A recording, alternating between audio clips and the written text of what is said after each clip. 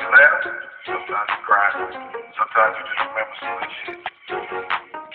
Welcome to the Bottom of the Bottom podcast.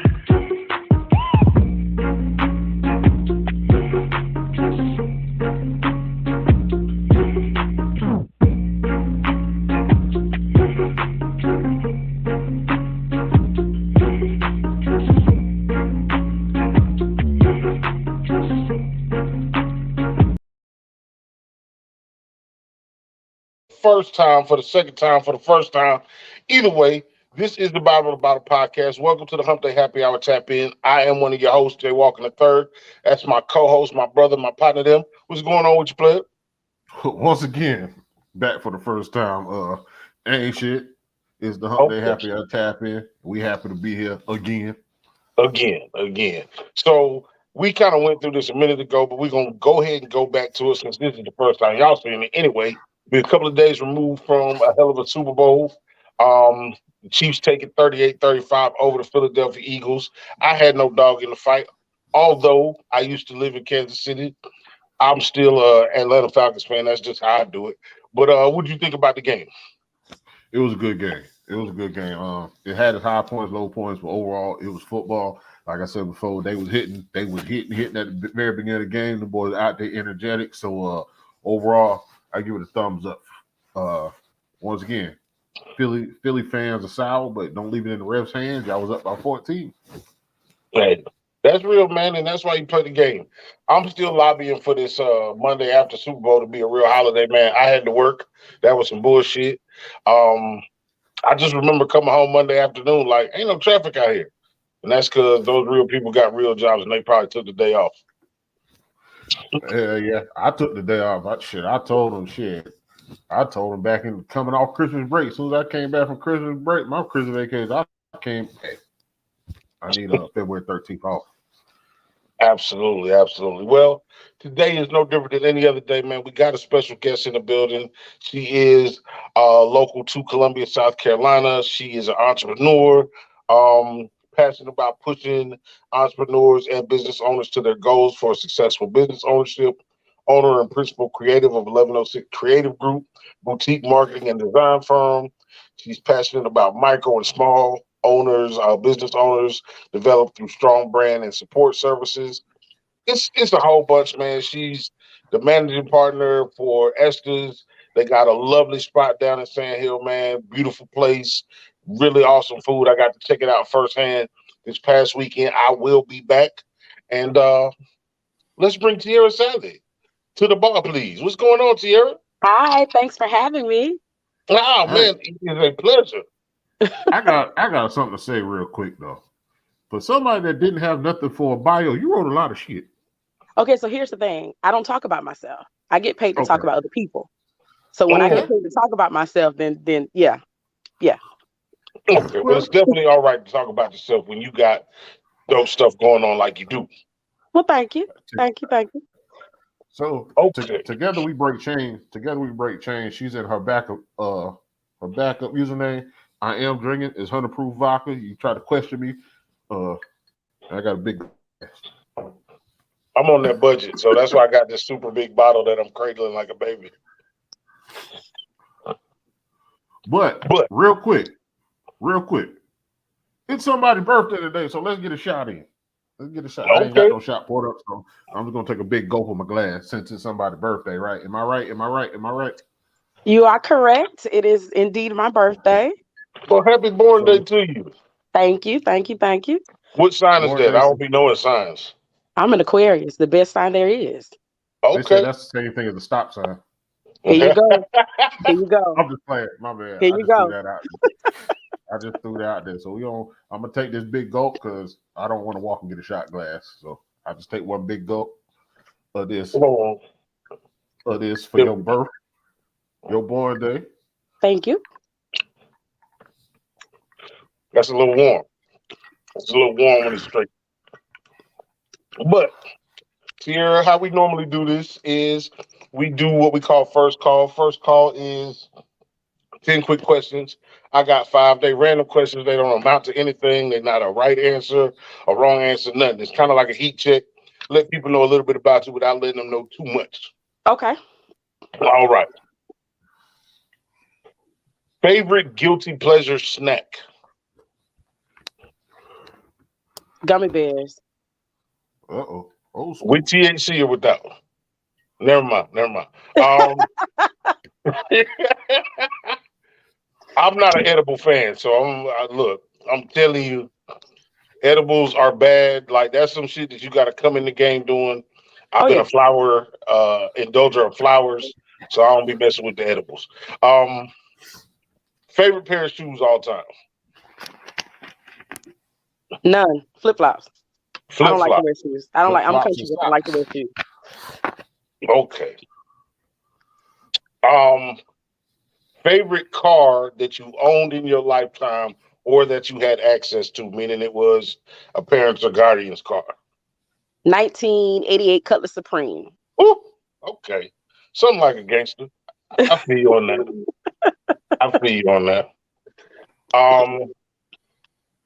Prince or Michael Jackson?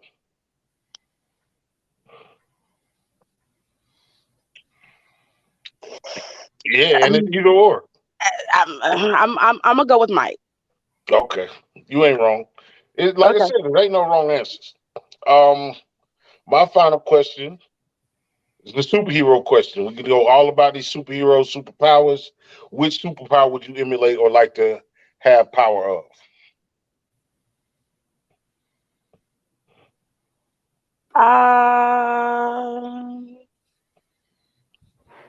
I don't know. You got invisibility, you got mind reading, you got super speed, you got super strength, you got flying, you got chameleon type shit. Let's go with mind reading. I think people are pretty Yeah, interesting. Yeah, people are interesting. I would love to hear what other people think sometimes. Or what they really think about it. Sometimes you just find out that they are as dumb as you thought they were. Exactly. Okay. Yeah. That's my 5. Okay. Right. Not bad. Yeah. First job you quit or got fired from? TJ Maxx got fired. Got fired? What you got fired for? I didn't come to work. I didn't come to work. I was in high school. That's how I go. Yeah, I didn't come to work. That's fucked up. You know, you can tell a lot by moment that don't come to work. Like if somebody come to work and they slacking, but at least they come to work. Not cool. I just didn't go. I didn't go. All right. What's your strongest of all your senses? Since COVID, I would have to say. Since COVID, I would have to say, vision. I still taste buds still struggling. Sense of smell is still struggling. I would have to go with my vision. Yeah. Sight. Hardest word for you to pronounce. I don't know. Come back. I don't know. Come back. I still won't be able to pronounce it, but come back. Well, you trying to pronounce it real slow in your head. That's what you're trying to do. That's just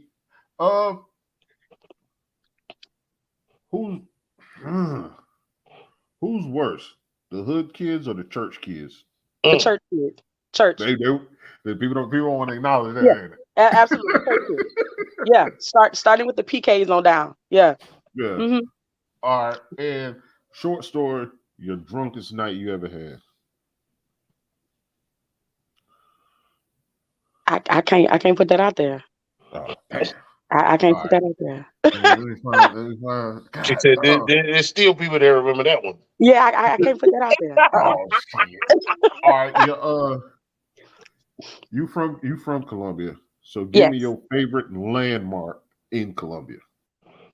Whether it's past or present. Okay. Red Wing Roller Week, skate rink. Lock in. Every Friday, Saturday. Yes. Okay. Red Wing. Definitely. That was first call, but side note, just because you said that. So somebody you know in the city, Ken Walker, had posted Dick's is closing on 2 Notch. That should be like a Dave & Buster's. Turn into a Dave & Buster's. Nice building, where is that? I say skating rink. And then I had like 3 or 4 other people tap in and be like, we need a skate. We need a big skate rink in Columbia. We do. I agree. We do. We need a skating rink. for us. Right. Like how we got ice skating and not roller skating. That's basically. Yeah, I mean, if you want to go skating now, you have to either go to West Columbia or Elgin. I need a skating. I need something local for me. Yeah. That's true. Yeah. Dave and Buster's. And then me and Kryptonite, me and your buddy Kryptonite, I had spoke on an idea that I ran across him.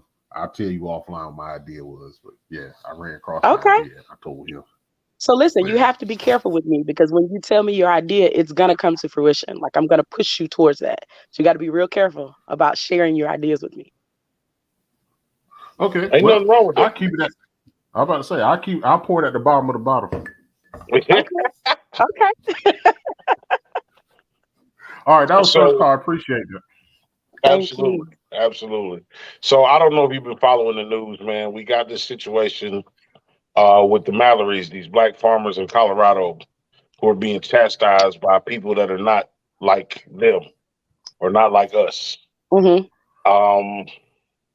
It's not a land issue. It's not like they squatting on property. They had enough money to purchase 100-acre ranch. And the locals are out there killing their livestock and breaking their fences and threatening them with all kind of wild shit. And local law enforcement doesn't want to help. Never. What do we do in situations like this? Or what do you think should be done? That's a loaded question. I think it's a lot to unpack in situations like that. We have a family not local, but in Charleston that's actually going through that now. They're actually building on their land. And the people that are doing it are related to the police chief in that area. So it's really nothing they can do at this point. Everybody's connected. So for that, I mean, I really don't know how to answer that question. What can you do? Your elected officials won't help, especially if they're being bought. Your law enforcement, as you stated, won't help, because they're being bought, and employed by the officials. So I don't know. Should the federal government step in based on law enforcement not being able to be biased in this situation? But or unbiased, I should say. Real quick, if you have the government step in, then maybe they look at it as an investment and make it eminent domain. So that might not be a problem you really want to deal with. Right. I mean, you've got other things that you can do. You can go and attempt to establish, yourself as a sovereign nation, or at least your area as a sovereign nation. But you lose your voting rights. You do, but in some areas, what good are they? It depends. If you're trying to vote on keeping your land with your neighbors, you will lose that. That's true. That's true. But how long would that take? Yeah. And they causing problems now. Yeah. So in certain instances, you may have to take, the law into your own hands and and take that's the law into your hands. That's the part that's unfortunate. Like, they should be able to take the law into their own hands. Right. But with the justice system already working against them. True. You know what I'm saying? You now get a murder charge for defending your own property. And then they take it for free. Hopefully they're legal. Carriers. Right. And then they have means of protecting themselves with that, with that permit. Hopefully they are. But as you stated, the justice system is not built to protect people like us. I don't know. That's such a loaded question on what can be done. That will actually work and something that's quick. Right. I wonder if they were to make their land a what they call it. I can't think of the name. Like, not put a school on, like put a statue on or something like that. Then it becomes like the land of historical. That a historical something on private property. I wonder if they could do that. You got to be able to prove something of historical significance happened there. True. It's terrible, man. Like I said, like we always get over slavery shit. We always get you know what I'm saying? if you work hard and pull yourself up by the bootstraps, then everything will work out. And we find out as the days and months and years go by that it don't really fucking matter. Right. What we The do. goalpost will always be moved when it comes to us. Right. It's always moved. Always.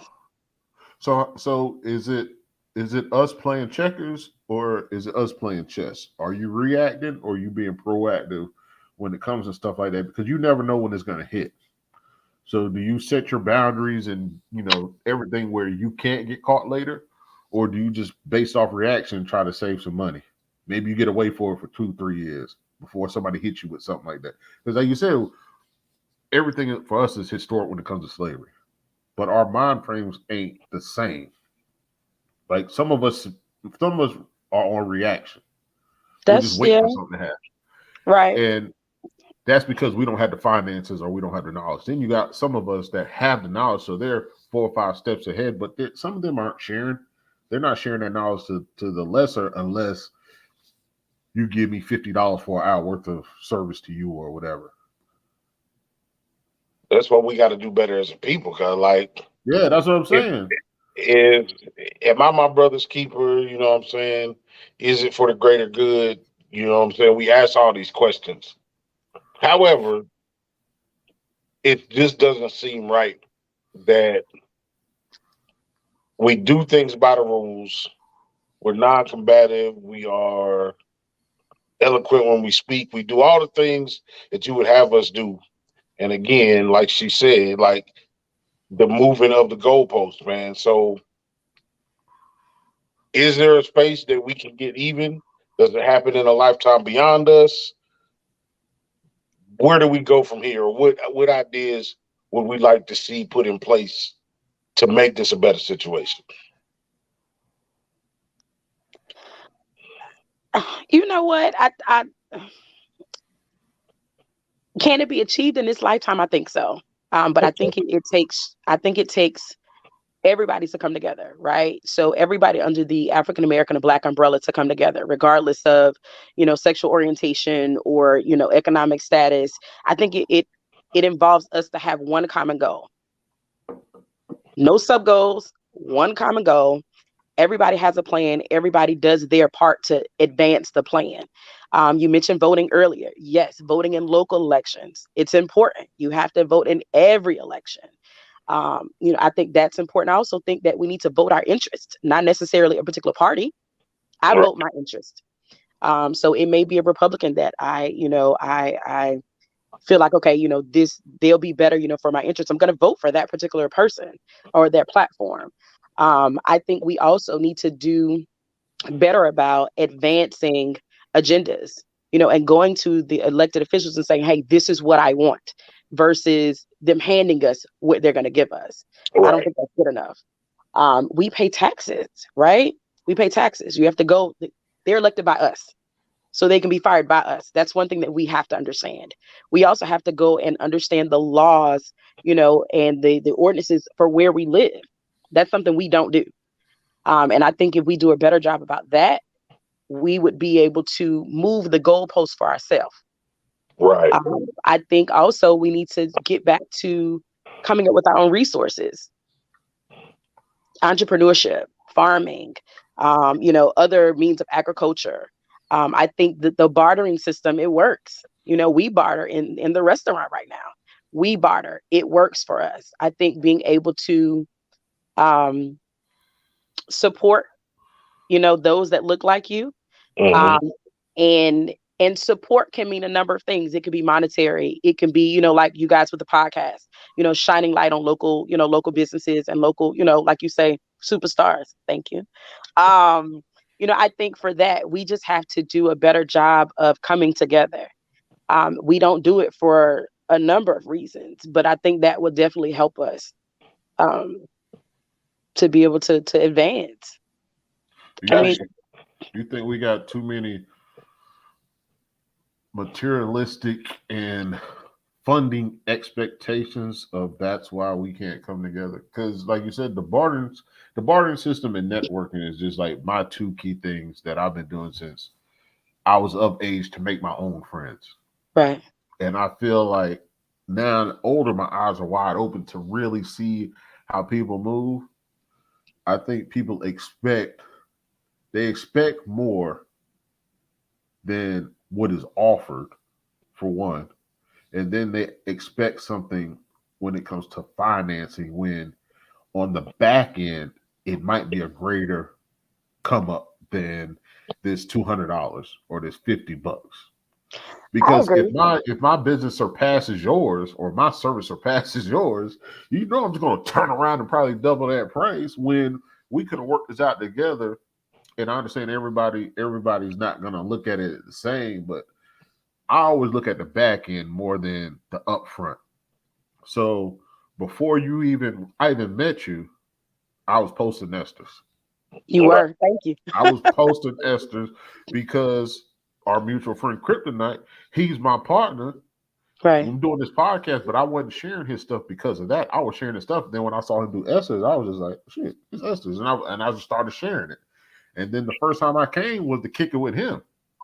But I was just sharing, me. That's what I'm saying. It's like the back end is you coming on our show right now. Like, you remember the first day, I was like, hey, you want to come on the show? You was like, yeah, but then you got busy that night. But I was like, hey, I want to get you on. But I'm saying there's nothing, we're not getting nothing in return, but that's the back end part. It's the networking to say, hey, I know her, she a good person. So somebody come to me and be like, I'm starting something, I need somebody to market. Well, I don't know if she's gonna do it, but here's a name. Right. Yeah, that's what I'm saying on the back end. I'm not getting nothing, but that's on the back end. People often won't do anything for that reason.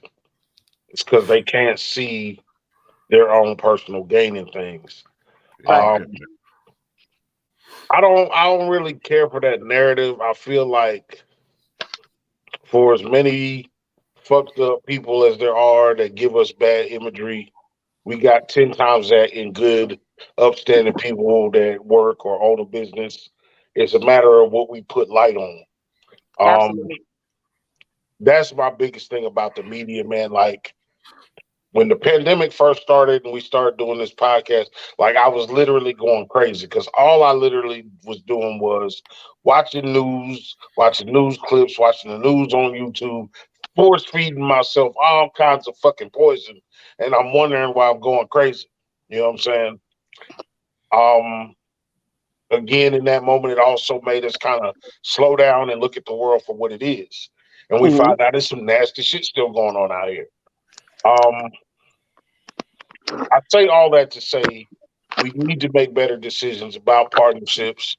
Everything is not about what you gain immediately, like my brother said. Sometimes it is a tit for tat thing. Sometimes it is a eye for an eye or a hand for a hand or whatever it needs to be.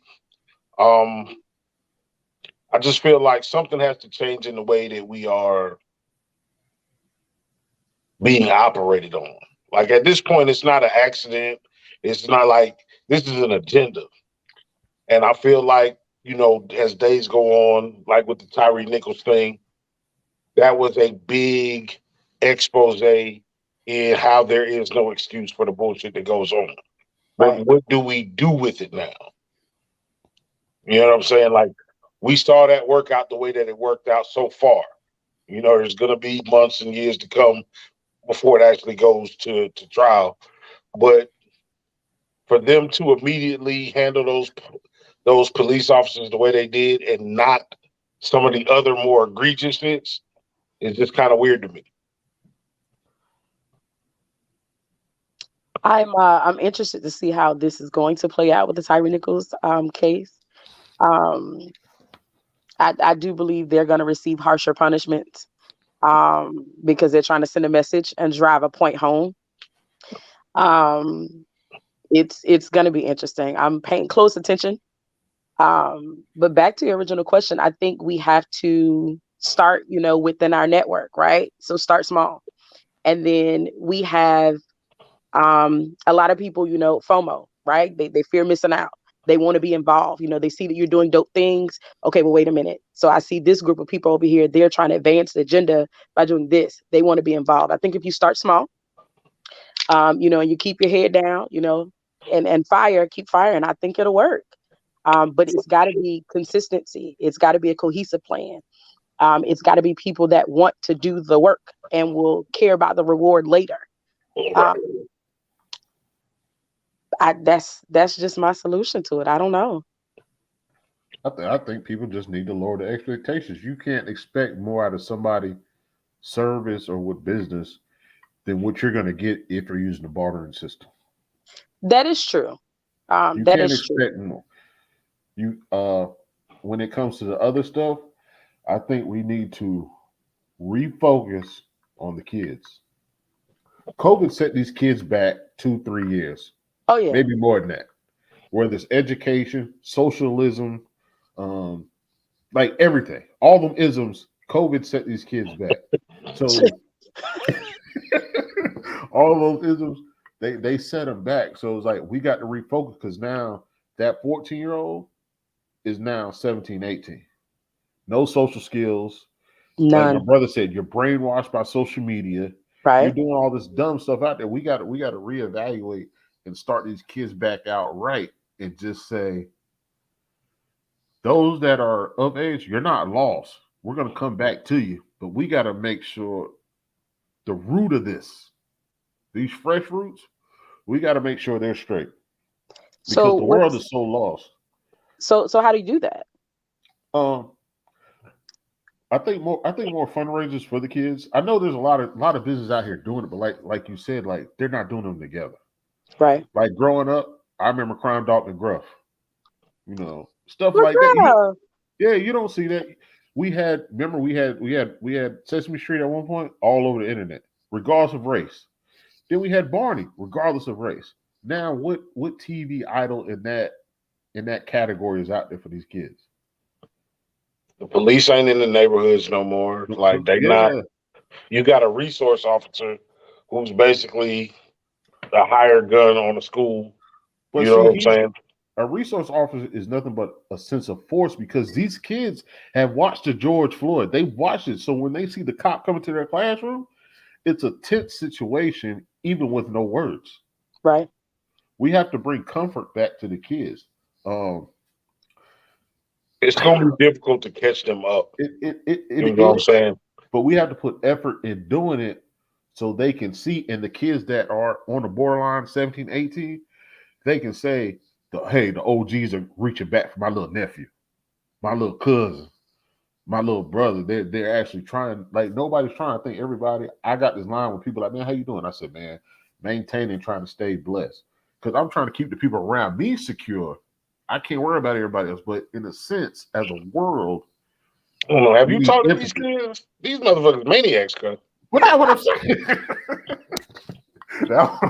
It's like I be trying and shit. Like I want to be, Coach Unc and everything, but these kids are special, man. They are definitely interesting. Definitely interesting. The girl that killed the person at Kroger and Earl, she was only 23. And it was probably over like a parking space or something like that. So, allegedly. They're saying, a girl spit on a car. She spit on it? Again. Yeah. That's not really worth losing your freedom or, somebody losing their life. Right. Yeah.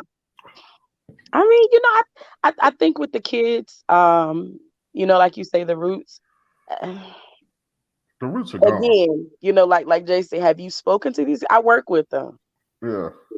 But okay, there's gonna if you got 15 to 20 kids, I'm pretty sure you can reach 6 or 7, and in that 6 or 7, you can truly reach 2. Those are great odds. Those are great odds. That's what I'm saying. Great odds. There's nothing to support what you're doing when they're not in your presence on TV and social media. That's the problem. That's what I'm saying. There's no Barney. There's nothing. Everything. There's more same-sex relationships of kissing on Disney. But we did that. Technology did that. So for me, I think you pretty much answered your own question. I think the solution to that is They care about social media. They care about how people perceive them in the media. They care about what celebrities are doing. Use that platform. Not make celebrities, but, use social media, use TV, hell, create a TikTok dance or challenge around it. You've got to meet them where they are. And are they a little less advanced? Absolutely. But I think technology is the cause. We don't use technology for what it's good for. Yeah, I think technology has made us all lazy. And again, I work with the teenagers, and I'll just be like, "What? What happened? What? You don't know how to do what? Okay." And I volunteered. Go ahead. So give me an example of you don't know how to do. It's a lot. Just having an everyday conversation, with other people. They're not socialized at all. Being able to speak to customers, hello, ma'am, how are you? What can I get for you?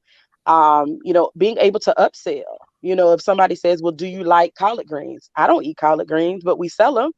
Right. Esther has the best damn collard greens in the world, according to me. But for them, it's, I don't eat them. They don't want to smile. They don't want to greet you. They don't want to talk. If their head is not on the phone, they're not interested in it. When it comes to something simple as washing dishes, the kids don't wash dishes at home. They don't. So it's a number of things. Signing checks, writing checks, having them to fill out the application. They can't write in cursive. I still write in cursive. I don't write in manuscript. They can't read my writing, on their to-do list. It's a lot of things that I think they need to be reintroduced to. And I used to volunteer in the school system. I volunteered for 4 years. Yeah. And that's all age groups, K through senior. Okay. Yep.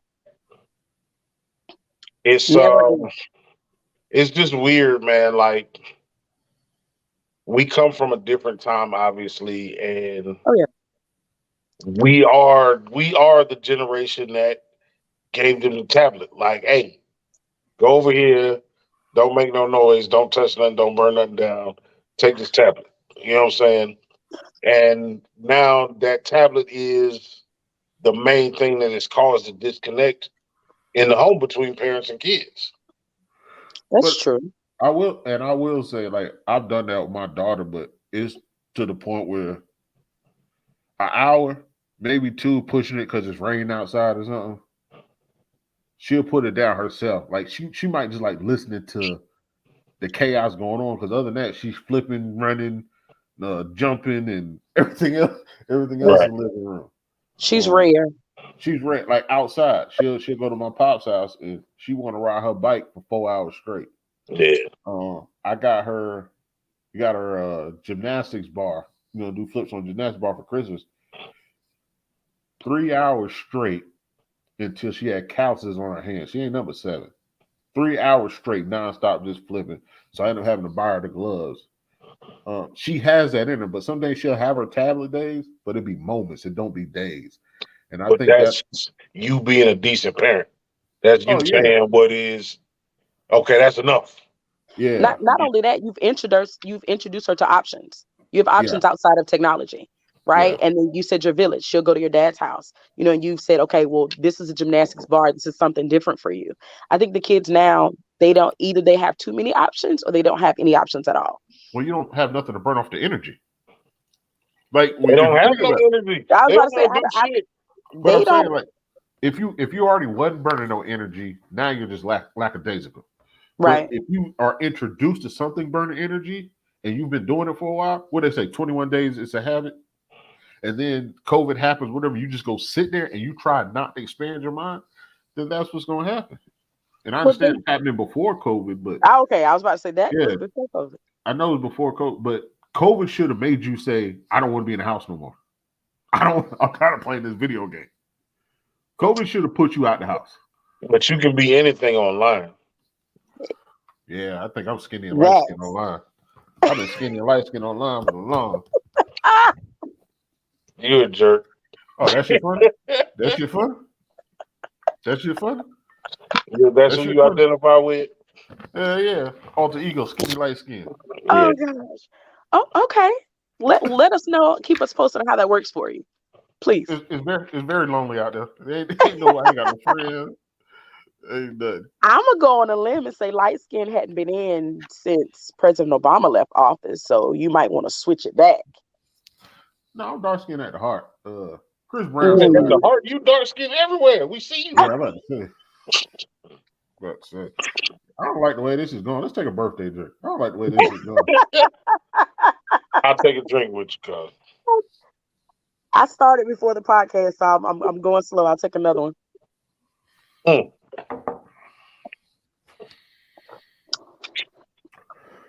That's warm, man. Yeah. That's warm. Okay. So how did you get involved with Esther's? Let's go, but let's be more focused and talk about you now. You said you don't like to talk about yourself. We're gonna make that happen. You've always seemed to have this motivating energy about yourself. No, she said she quit her first job. She didn't want to show up from work. Right, but she wanted to do something. It ain't just like she didn't not go to work and not do nothing. She might have. All right, go ahead. Jay, proceed.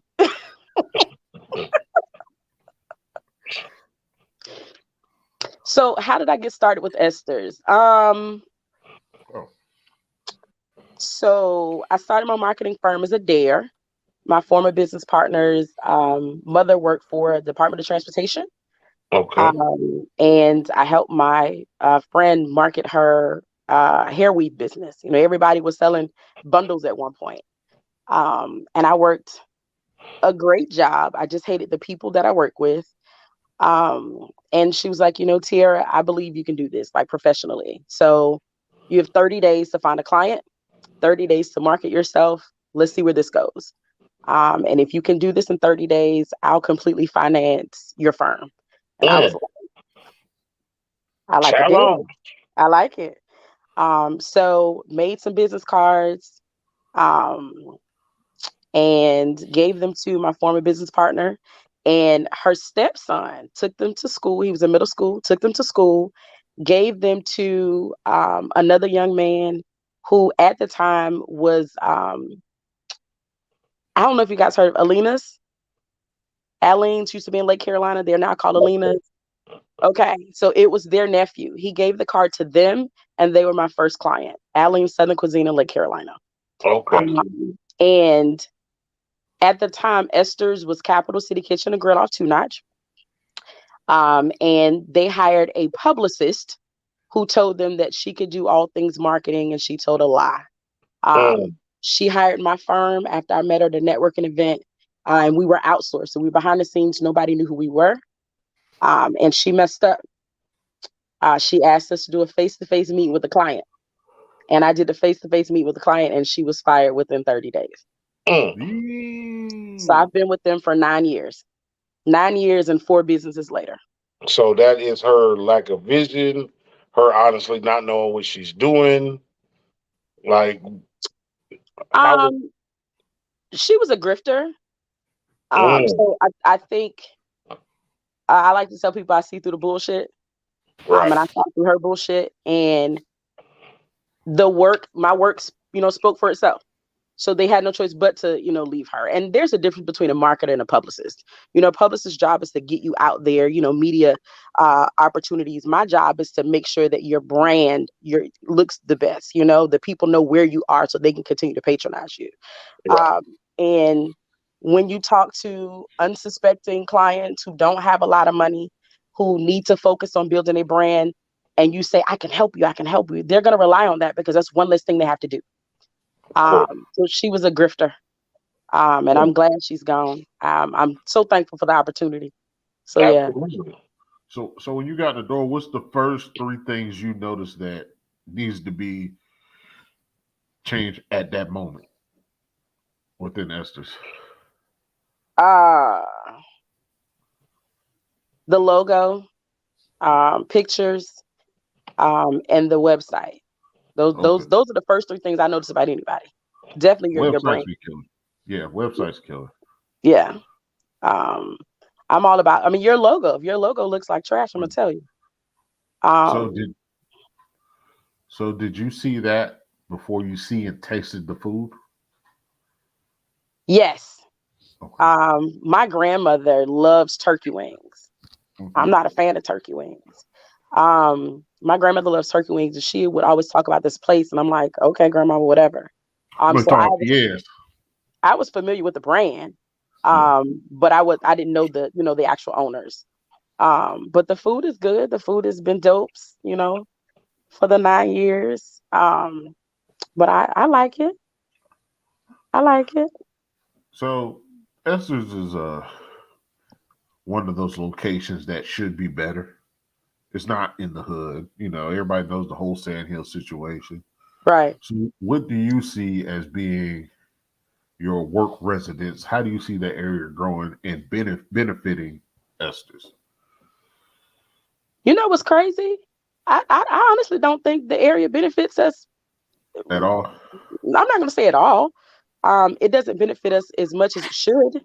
I think us being there benefits Sandhill. I agree. Sandhill has switched hands more time than not. They were just purchased by another firm. Sandhill right now is not the best area to be in. Sandhill needs to go through a completely a beautification project. But we just so happen to be in that space. We put a lot of money into that space. It was closed for 5 years. So it was a lot of things that needed to be done.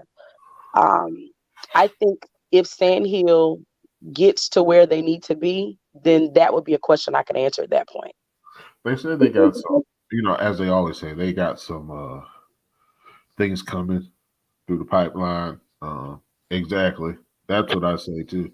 But why is it then? Because when I've been there, you've allowed other businesses to come in there and parlay for a minute, get a plate or whatever.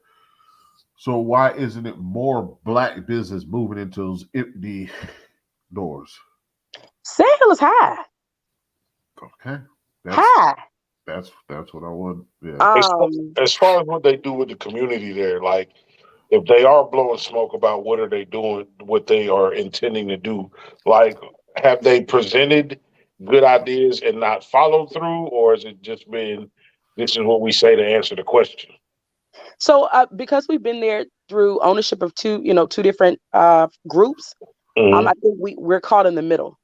Because the first group say, hey, we're going to come in, we're going to beautify the project, we're going to have this, we're going to do this, and then it stopped. And then now we're with a new company. I think the company maybe purchased them maybe about 3-4 months ago. So now it's the catch-up project. But we would love to be on the big marquee. They say we're little business to them. Our numbers speak differently. I would love to be on the marquee on Clemson Road or Two Notch, where Macy's and Home Goods and things are, because we are dope, and I'm not just saying it because I represent Esther's, but I know what Esther's has done. I know what we can do, and I know what we mean to Sandhill. If we didn't mean it to Sandhill, every time they do an interview or, somebody asked them something, Esther's wouldn't come up. Right. It wouldn't come up. What do you feel like? What would be a good sibling business for Esther's that you don't necessarily have in Sandhill? Like, what other kind of markets do you think would help Esther's grow? Yeah, that was gonna be my next question. I don't know. I don't know. Bear store. I wouldn't be able to market them. Like, they have to pay me gummy bears. I wouldn't be able to do it. Anybody who knows me I love all things gummy frogs, gummy cherries. With THC or without?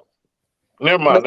I think that'd be a good store. I think that'd be like, like when you go to Myrtle Beach, they got that store with nothing but candy. The candy store. I think that'd be a good gummy thing. Just a whole. Maybe. You can do ice cream, you can do pies, you can do drinks. You can do drinks with liquor, drinks without liquor, THC, CBD, and then you have the whole kiddie section too. I think that'd be dope. I don't think you could house those things in the same spot.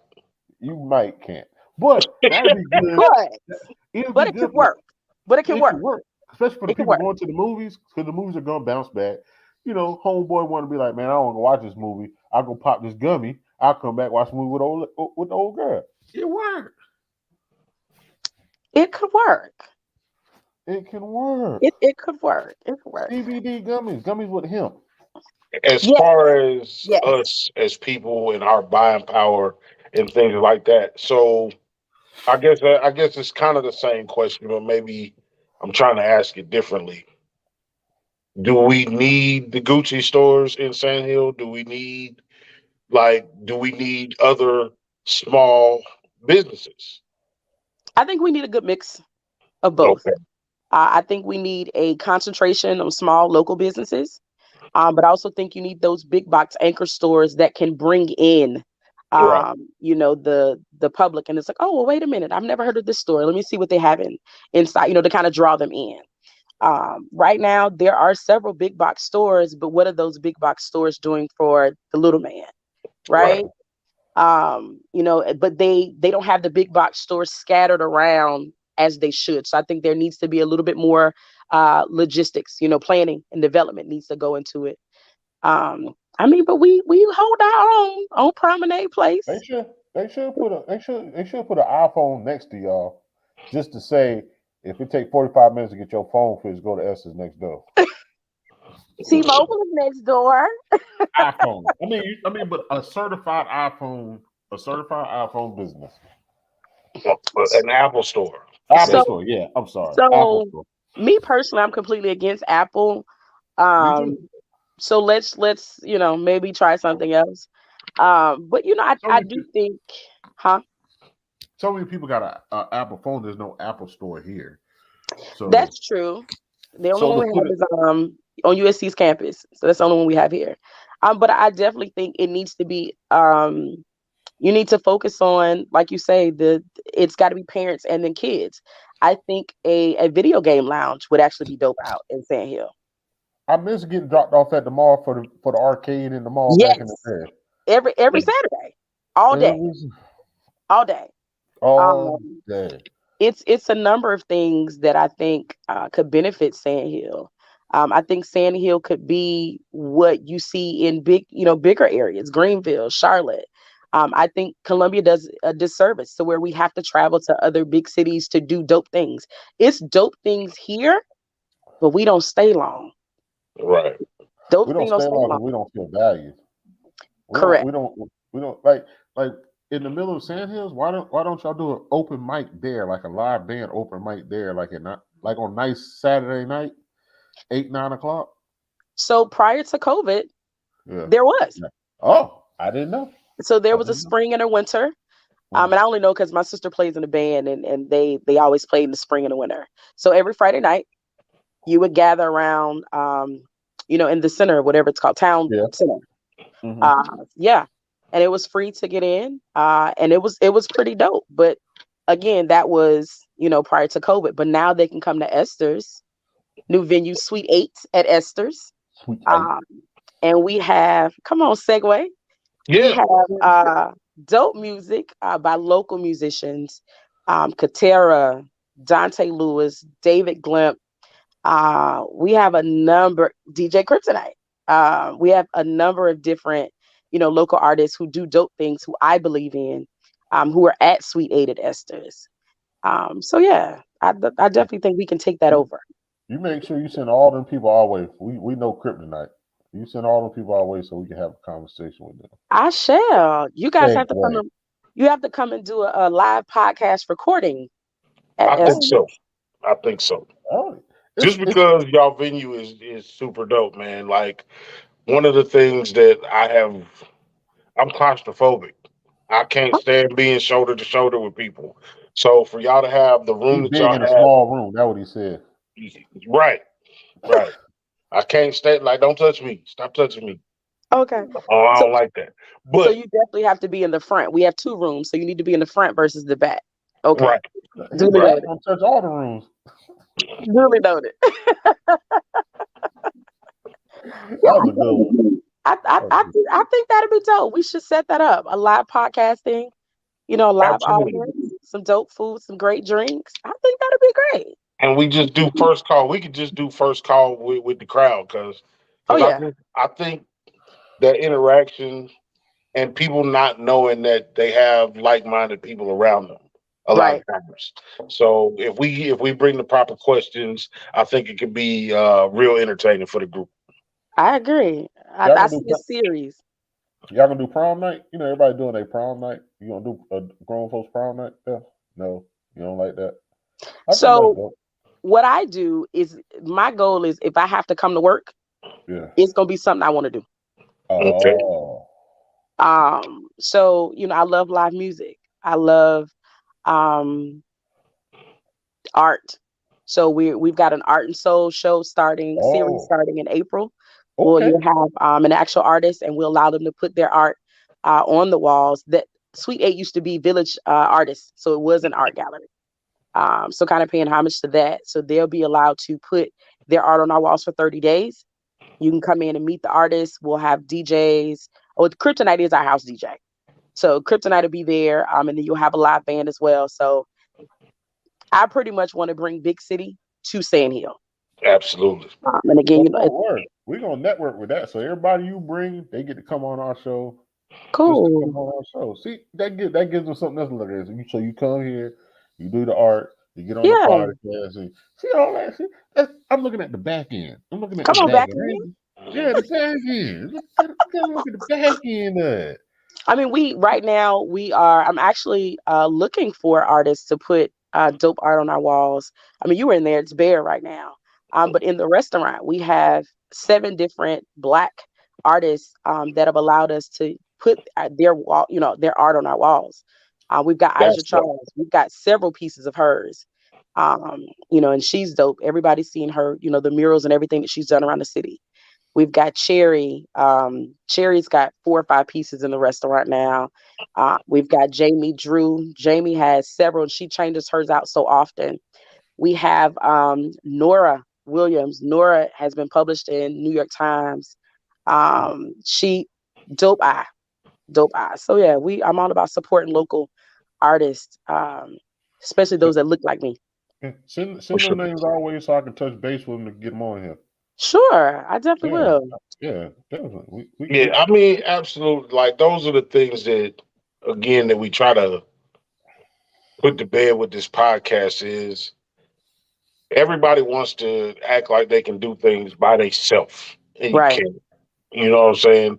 With success, it's a little bit of preparation, a little bit of luck, and a little bit of randomness, and all these things make you, put you in the spot to excel sometimes. And I don't think people know that. You know what I'm saying? It's not to say that the hard work is not going to pay off, but you need somebody to be like, "Hey, man, don't I know you from?" Those are where the greatest deals are made. A lot of times. Yeah. Well, what is your superpower when it comes to Esther's? Like, what was the biggest change you did other than that person? Like, what was the biggest change you did to Esther's?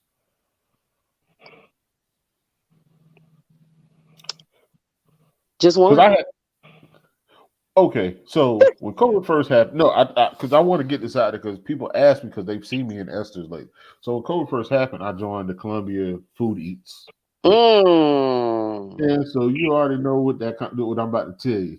So people raved about Esther's, they just didn't care too much about the time it took to get their food.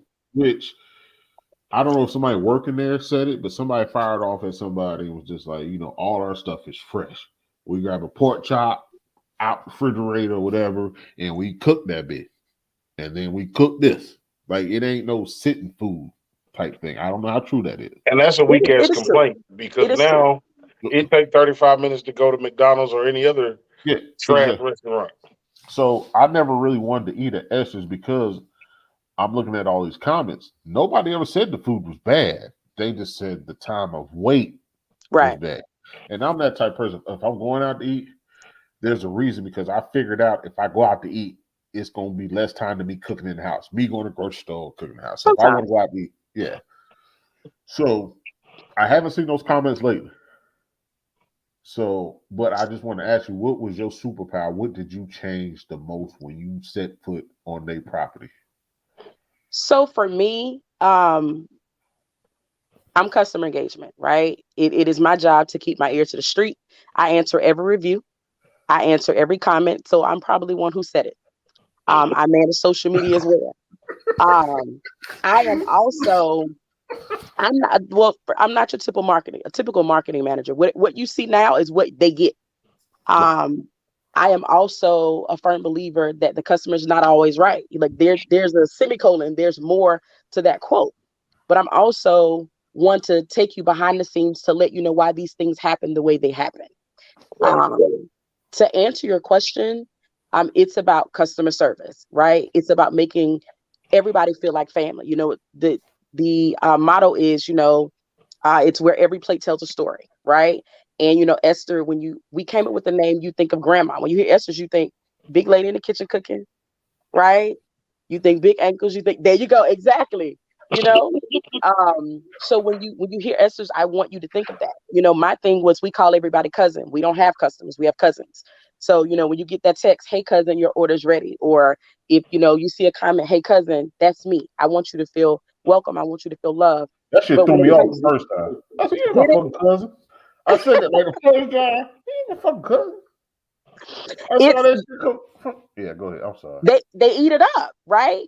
I walk in the door, hey cousin, everybody turn around and be like, hey. But for me, it's that 360, customer service approach. But when it comes to the food, we have to do a better job of being mindful of the time, right? Because at Capital City, we were able to fulfill a sidewalk of people to eat within 15 minutes with a smaller menu, though. So we decreased the menu. We went from 4 pages to 2, which is still too much, but whatever. And we had to do a better job of, knowing our par levels, or knowing, the foot traffic, being able to project, how many people are going to come. And then of course, staffing has been an issue for everybody, not just us. And we also have to understand that every customer or cousin is not for us. So it's a double-edged sword for us. It was the wait time. Yeah, we did have some 45-minute, wait to an hour. But you also have to understand, you wait at Olive Garden. You wait at Red Lobster. You wait, at the Chinese buffet. Sometimes when you go on Sunday and everybody decides to go all at one time. Right. So for me, it's, you can bash us online about the time, but think about the peak time that you were there. Think about the resources that you neglected to utilize. You can use online ordering, walk up to the shelf and pick your bag up and go have a nice damn day. You don't have to wait in the line for us. It's when you come in, they're looking like, okay, this is a nice establishment. I want to wait to be seated. We're not that type of establishment. You're going to order. You're going to get your food in a styrofoam box, because I want to keep, the interaction down between you and my employees so they can stay healthy and you can stay healthy. And you go and you have a good day. So I think it's perception. I think it's expectation, which is a large thing. And then again, listening to customer concerns to be able to curtail that into policy and saying, hey guys, we got to do a better goddamn job. Right? Do you think that's on us for judging our people so hard? And during COVID, the fact that Chick-fil-A was still doing numbers, and people are thinking Chick-fil-A numbers for any restaurant. When you're getting fresh food at your restaurant, what I'm saying is Chick-fil-A got 27 people behind their goddamn counter. So that's what I'm saying. But that's what I'm saying. Like, people, what Chick-fil-A did during COVID set the bar for a lot of places, whether it's sit down or fast food. But I think that's different. I don't think it changed for Chick-fil-A. Chick-fil-A's model is what it is. No, Chick-fil-A remodeled. Because now, instead of them taking your order 2 cars back, they're taking your order 15 cars back, which means visually they're seeing somebody that works there, so I'm gonna stay in line. Right. It's a marketing put, because how you order your food without looking at the menu? You got 30 motherfuckers in line, and nobody can see the menu, but everybody know what they want. So Chick-fil-A has went through the roof when it came to COVID. So I'm saying, people in their mind thought they can go any other place, whether it's a sit down or not, and think they can get the same speed as Chick-fil-A. So you know what? You know what's crazy? I don't even think COVID or Chick-fil-A has anything to do with it. I just think there's a false sense of these are my people. I want it right now. Well, I think in society we have. I started with that. Well, society, we have a microwave complex, right? I want it right then. I want it right now. I want it how I want it, regardless of policy, regardless of the business model. I think it's And extra scoop.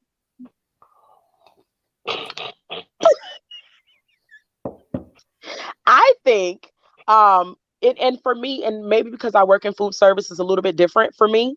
You know, I don't mind waiting for excellent customer service. I don't mind waiting for hot, fresh food. I don't mind waiting if I know I'm leaving and I'm going to a restaurant after church on Sunday at 12 o'clock. Between 12 and 3, that's peak time for everybody. You're going to wait. And if you don't want to wait, go home and cook, order online, order DoorDash. You have options. But having answered all of the reviews, I answer every review. Having answered every review, it's expectation that's an issue for me. Again, we get no grace by people that look for us. No grace at all. I have a problem. They'll go tell somebody else, but they won't let me know. I've got a whole cell phone dedicated to customer issues. You can call me anytime. Right. Call or text me anytime to say, hey, this is the issue I experienced. But instead of letting restaurateurs know what happens in your restaurant, we can fix it right then and there, you decide you want to bash us online. At this point, the situation's gotten out of hand. My hands are sometimes tied to where I can't do much of anything because you've gotten the food. You're out and about. You've told 50, 11 people, and you've seen the comments in the Columbia Foodies group. You've seen it in other groups. They'll tear our heads up, but I'll come in. Well, I hate it. You know, you didn't give us the opportunity to fix it right then and there. Right. If anybody knows me, I'm going to fix it. I'm going to fix it. That's the marketer in me. I'd rather me fix it right then and there for you to go out and now I have to fix it for 25 other people that are going to see your review. I got an option for a solution. Okay. Fuck them kids. Fuck them kids. But French toast and macaroni. You get everybody who ever got a problem French toast macaroni, they be back. That macaroni is so cold-blooded, and that French toast is, oh my goodness. Yeah. But the French toast and the macaroni, whoever got a problem, you eat this. If you still got a problem, fuck you, go home. But that. But I can't say that, right? I can't say that. I want them to have an amazing time. You know, I want them to love the French toast. I want them to, and by the way, French toast is going to be on my bar menu starting in March for every day, but it's neither here nor there. I want them to have an amazing time. You know, I want the entire experience from front end to back end, you know, as well as online to be an enjoyable experience. But I also am a realist and know that I can't please everybody. Everybody's not. Some people are they're intoxicated by the celebrity of being infamous. Correct. You know what I'm saying? They don't really have a problem. Most people don't really have an issue. Right. But they see something that they can attack and potentially gain fame from. And that is the era that we live in. It's like they did the movie with Eddie Murphy and Lauren London, and supposedly Good people. I ain't watching it. Good people. Those people, huh? You those people. You people. Damn, we all wrong. Yeah. It was cute. It was decent, and it's a matter of like you're pulling up to be outraged by something, right? And I think there's too much of that goes on. You know what I'm saying? I think anybody that has actually those are the people that it hurts. The people that haven't set foot in Esther's. You know what I'm saying? My first time going was this weekend, and I went in. The establishment was clean. You said that there's not a whole lot going on, but it was clearly up and running. And you had a nice DJ set up and a nice bar set up, and the buffet was set up properly and everything.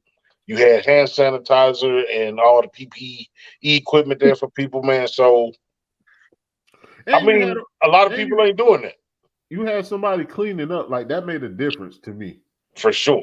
Like she wasn't a waitress, but she was cleaning up. So like that's like Like I had finished my plate, and she like, "You want me to take this?" And I looked at her. I'm like, "I'm gonna reuse that plate because my mama told I don't like making no dishes." But I was like, "Yeah, you good." So she took it, and then I made another plate, and she was just like, "Well, I'll take it." And I just think that part of customer service is so important, Absolutely, especially when you're dealing with how you guys are doing your brunch. Like it helps keep it clean. It keeps the customers from getting up when they don't have to, getting in the shit, or gives them a self comfort. Well, thank you. Yeah, I like stuff like that. Like she was real proactive when it came to that. Thank you. I like that. I'm gonna have to let her know.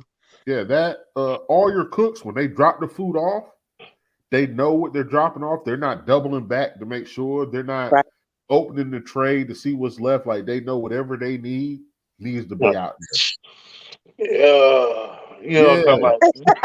Yeah. Like I was mad. Like I asked for that plate for the French toast, and there was only 6 left. So I had to take them 6 because there wasn't no sense leaving one. What are you talking about, bro? Nobody eats a loaf of French toast.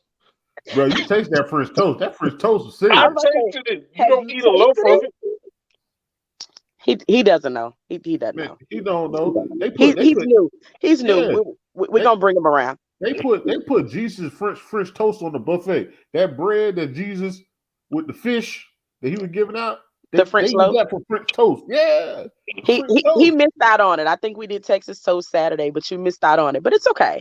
You'll be back. I'm all the way in now. You'll see me again. Good. You'll see me again. I ain't gonna lie, y'all shrimp and grits good. It ain't my mom and daddy shrimp and grit. Oh, but it's good. It's restaurant quality, high level. On a scale from 1 to 10, all the restaurants. There have been some gritty situations out here. It's highly ranked now. When it comes to my mom and daddy shrimp and grit, ain't nobody touching them. Like that's home cooked. You ain't touching that shit. Ain't no recipe or nothing. You just like I could bring you a bowl of that, bring you a bowl of your shit. You gonna be like, it's good, but it ain't. Yeah. Well, that's a really good compliment, though. Yeah, for shrimp and grits, y'all have the best restaurant. You know, Blue Marlin's up there. Blue Marlin's, but y'all are up there with Blue Marlin with your sauce. That sauce that y'all have. Yeah, I give y'all. I'm gonna let my chef know. Thank you. No, the food was immaculate. The presentation, the actual food itself, the seasoning, nothing was overdone, nothing was underdone. Like everything is because it's hard nowadays dealing with buffet situations. You know what I'm saying? So the fact that, like I said, y'all are organized, y'all are clean, y'all are right there, your staff is right there to react. I love it. I love it. Y'all got real bacon. Y'all ain't got that Subway shoestring bacon. Y'all got real bacon. The bacon that come in sheets. Yeah. That should be crispy and all. Like I can taste all the grease in it when I bite it. Like that bacon be buzzing, bro. That bacon be buzzing. The mimosas, I see how when y'all make them, y'all actually aren't just pouring and leaving. Y'all actually tasting. Because that ain't the first time I saw y'all do it. Y'all tasting to make sure it's right. Not tasting like that. You put a little dab on your finger. But you know what I'm saying? Like, doing that, I think that's high quality for us people when it comes to brunching. That's high quality for any people. You know what I'm saying? Well, I'll say us people just for the simple fact that I'm proud it's us people. Right. Indeed. For me, I'm very particular. Very particular. I'm gonna repeat that one for the third time. Very particular. And I know what I like when I go to restaurants and different establishments, and I try to incorporate that in what I do when I work. So for brunch, you're gonna always get that. For private events at Suite 8, when we do the dinner buffet, when we have the concerts and live shows, you're gonna always get that. It's just what you need to grow to expect from us as an establishment. Yeah. I mean, but I also think that separates us from some of the other establishments, regardless of if they're looking like us or not. Hey, my brother's like, "Hey man, they got collard greens right there." I said, "Yeah, they got collard." Like this is all right here. This is Listen, super light. collard greens, French toast, bacon, shrimp and grits have to be on every buffet. If I have nothing else, I have to have those items. Mac and cheese. I told him about the mac and cheese. That mac and cheese so serious, bro. So which one did you have? You had the regular, the smoked Gouda, or the brunch mac? Smoked Gouda. Yeah. Gouda. Yeah. And the crazy thing, I'm allergic to dairy. I'm not supposed to have it, but I take a pill. I risk my life to have it. Yeah. Yeah. See how they're trying to help the customer shaking on the floor. Yeah. Just done. Sometimes you gotta do it. When you know what you're in for, sometimes it's worth the pain. I mean, you gotta go somehow, right? Look, I've been saying that. At least I'll be happy. So there you go. How should I wanted to ask before we get out of here, I do want to ask, like, are y'all gonna do? Because we got somebody we network with out of. He was in Charlotte, now he's out of Atlanta. He does. You watch 85 South? You don't watch? I love 85 South. Yes.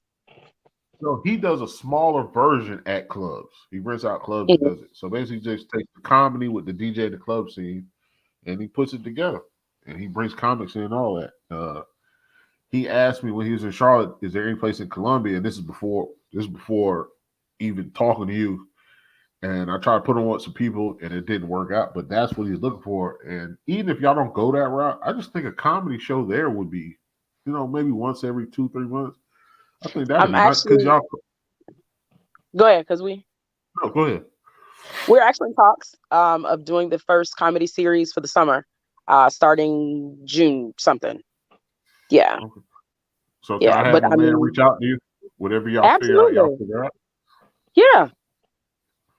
Because doing this, and if you go back on our history, we've actually had like 8 different comics. None of them, only 2 of them from Columbia. So we had Skip and we had Blacklist, but everybody else is surrounding areas. But the guy, touring comedians. Yeah, touring comedian. But Comicville was out of Charlotte. He moved to Atlanta to push his brand even more.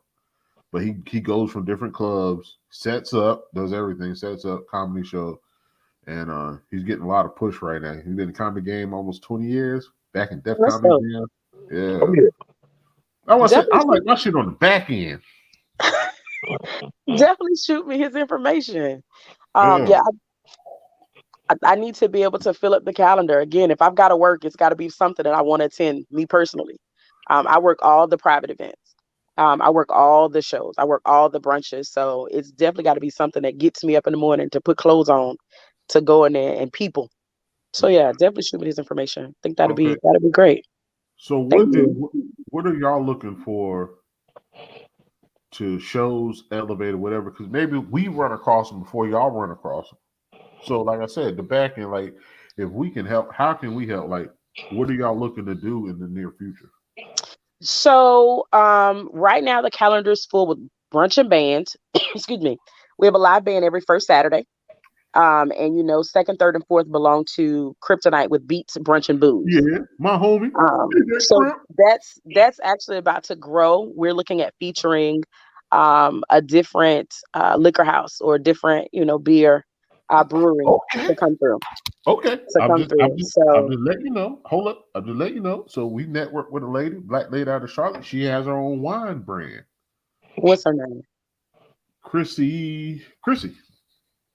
What's the name of the liquor? I think I've had her wine. Wines by Chrissy? I think I've had her wine. It's not Wines by Chrissy. What is it? Parlay Wines. Parlay Wines. Nope. Haven't had her. Nope. We'll definitely love to network with her. She's been on our show. And we had a guy with his own black vodka. See, this is what I'm talking about. So I co-own Hues Hops. And Hues Hops is it's an event planning company that introduces craft beer to Blacks, pretty much. Uh-oh. We do events centered around Black breweries, Black craft beer for Blacks, pretty much. So I'm looking to bring Hues Hops into the Sweet 8 situation to be able to do that. So absolutely, yeah. So who's that person? Who's what? the other person of the Hues and Hops? It's a young lady. She's in the nonprofit space here in Columbia. I'm saying we can bring on the show. We've done nonprofit. We've had people. Maybe she ain't ready to talk about that yet. She's more of a silent because of the space she's in. She's more silent. I'm more of the face of the franchise. But I will ask. I can ask. And we'll see how that goes. Come on, I can be silent too. Be too silent up on the screen. You know what? I cannot. Yeah, but he out of control. Very much so. I don't know how you do it. But I mean, we've got, like I said, the art and soul. I want to do more. I want to do more open mics. We do have Boogie Browns. That's my jam every fourth Wednesday. I'm pretty much packed for now, but it's I just want to do poetry slams because I love poetry. I'm bringing my nude paint and sip to Sweet 8 as well. I do those. That sustained me during COVID, but we'll talk about that later. We definitely got to come out there and do like a live with the paint sip people. Like we just walk around and do it. Like me and my brothers walk. Okay, we'll discuss it. I don't know if you want him in that space because he gonna be insulting people's artwork and shit like that. I don't know if he the one. So listen, he want to do that with. It's really interesting, and we don't do the pre-drawn canvases. Like this is all blank canvas. Have at it, sis. Right. Have at it, guys. So it's interesting to see what they come up with, what they see, what they translate the model as being. It's especially when liquor's involved. It's really interesting. Is it like trap and sip and paint? I know they got a trap, sip, and paint. Oh no, my models are all naked. You froze. What happened? Why'd you freeze? I'm about to say you got stuck. Nah, my pocket's empty. I can't throw no money out at the. See, you always turn it into something that it ain't. They do accept tips. They do accept tips. I have both male and female models that are stark naked, just as the day they were born, walking around. Yeah, it's pretty dope. The day they born, they're walking around naked. Yeah. Nobody walking when you naked born. It's pretty dope. I mean, so we're doing a number of things. But right now I'm pretty booked. So that's a good thing. Being booked is awesome. Absolutely. Absolutely. So if you want to, because we're about to get up out of here, we're about to close things down. If you want to run off, I know you said you have a live band on the first Saturday of the month, and then you have Beach and Brunch with Kryptonite for the other remaining Saturdays. What other events do you got going on during the week or on any other days that you want to talk about? Every Thursday from 6 to 8, we have Dante Lewis and Friends. And Dante will bring, either himself playing the saxophone or any of his other friends, local musicians. They play for free.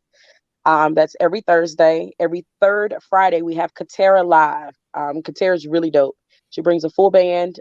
She actually has a Katera Kabadu show the third Friday in March. We have, like I said, Boogie Brown for That's My Jam every fourth Wednesday from 8 till 11. And then every first Friday, I have a different local performer from 8 till 11 as well. All right. How do they get on the? How do people for the local performers? How they get on there? Only because, like I said, we network too. So I want to help people if I can. How do they get on that? They can either call me or reach me via email. Okay. Yeah. That'd be a good look for them. So we got this one little segment that we do on the way out because we always about the music, man. So this is a moment for you to give out a song of the week, something that you either feeling, emotionally, spiritually. Oh gosh. Ratchetly, whatever your song of the week might be right now. What you pumping? You know what? I went to see Anita Baker last night. Okay. In Atlanta, so I've been heavy with Anita in rotation.